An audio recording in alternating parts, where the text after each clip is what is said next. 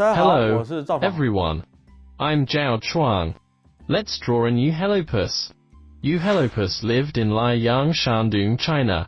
It was found in very early years.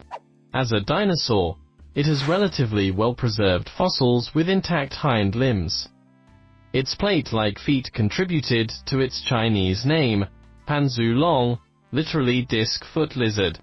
It also has a relatively complete skull and neck, which allows us to have an intuitive perception of this dinosaur. Recent research revealed that Euhelopus is of great significance in the study of dinosaurs. First, it is a transitional species between early sauropods and later sauropods. Early sauropods, such as Apatosaurus or Brachiosaurus, look relatively slender, not as stout as later titanosaurs. Euhelopus is the intermediate link. It had many typical features of later sauropods. For example, it could raise its neck very high upright, and its hind limbs were bulkier. Although its torso was not found, based on the collected remains, we can infer it was very stout, similar to some later sauropods. Now, let's get started. We begin with the Euhelopus head. Draw the top of the head first.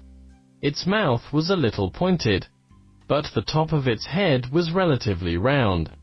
It had pretty large teeth and a relatively small lower jaw. Depict the eye as big and round.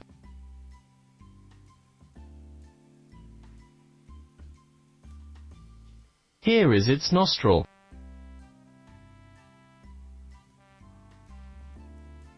Draw its neck extended backward. Euhelopus had an extremely long neck.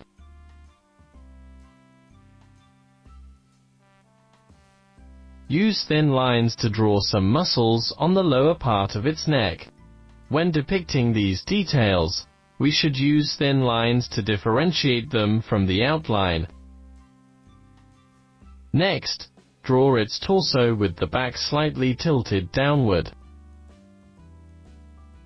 Euhelopus had massive shoulder blades, causing its forelimbs to be higher than its hind limbs.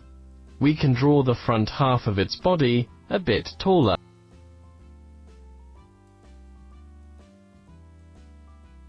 Then, let's draw the upper arm.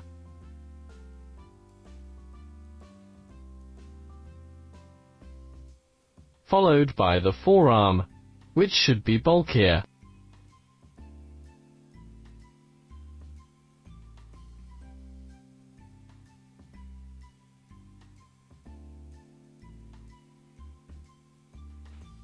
Make sure to include a giant thumb on the inside of its hand.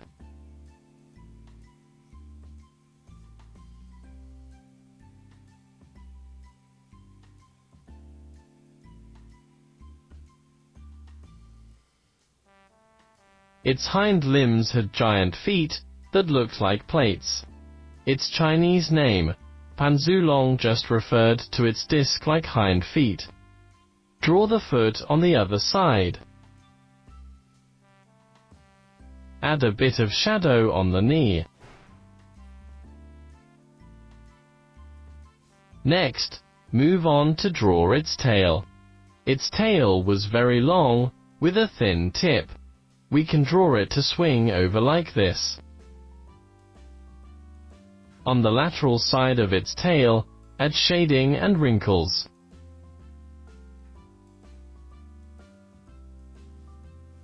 Then, add some folds on the posterior of its neck, followed by some large scales on the side of the body. We can dab some dots to present them. Lastly, sketch the ground. Refine the picture with more details, such as some structural lines on the ear and the back of the neck to make it appear rounder. Now, let's color this Euhelopus. First, outline the area for the shadow. On the lower part of its neck, we use gray to fill the shadowed part.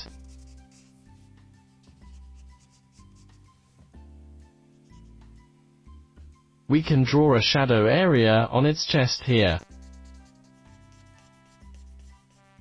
On its belly, we also use gray to present the shadow part. The same goes for the underside of its tail.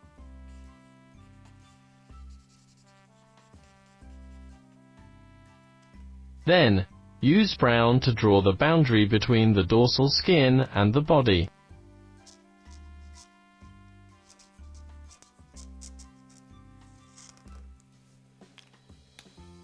Afterward, fill the outlined area block by block from the head to the neck. Trace the edge first, and then color the internal part.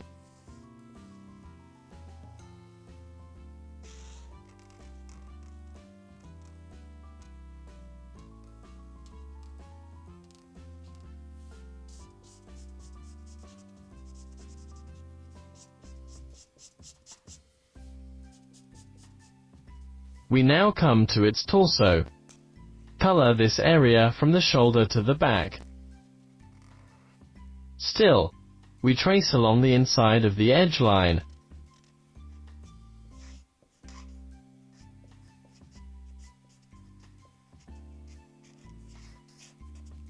And feel bold to fill the enclosed area.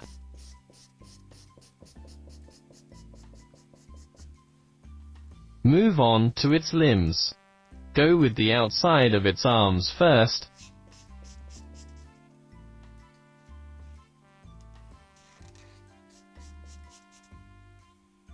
Followed by its legs.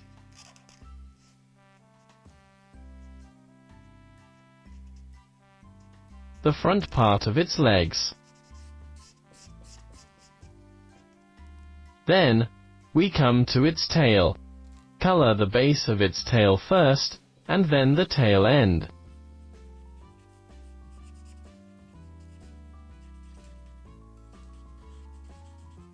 We can alternatively color the tail end segment by segment, making its tail appear with white patterns. Next, use green to embellish the eye and the ground, creating an illusion that it stands on the ground full of vegetation. Good. Like this, we have finished drawing this Euhelopus.